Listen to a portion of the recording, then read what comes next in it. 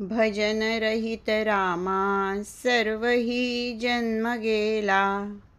स्वजन जनधनाचा व्यर्थ म्या स्वार्थ केला। रघुपती मती माझी आपुलीशी करावी।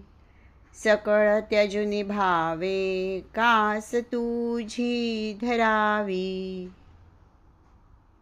रामदास स्वामी म्हणतात, हे रामा, आजपर्यंत मी माझा जन्म पूर्णपणे व्यर्थ केला आहे.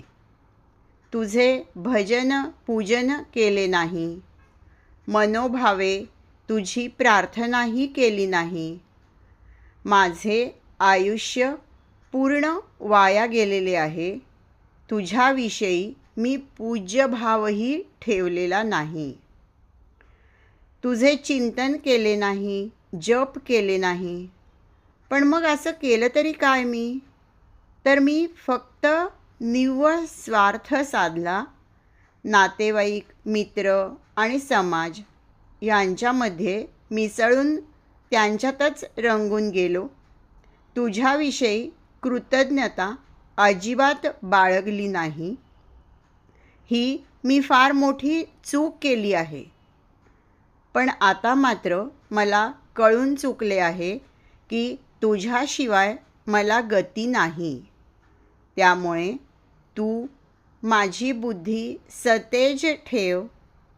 तिच्यात स्वार्थाचा विचार येऊ देऊ नकोस.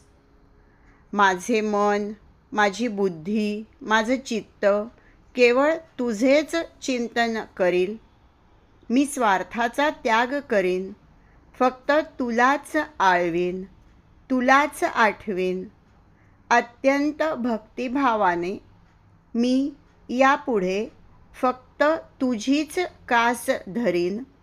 असे काहीतरी माझ्यासाठी कर.